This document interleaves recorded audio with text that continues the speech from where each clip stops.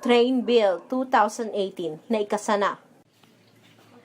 Pirmado na ni Pangulong Rodrigo Duterte ang Tax Reform Acceleration and Inclusion o Train Bill noong December 19, 2017 sa Malacanang.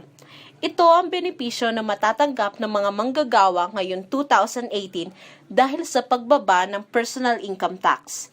Tinatayang 99% sa 7 milyong manggagawa ang makararanas ng nasabing benepisyo mula sa susunod pang mga taon.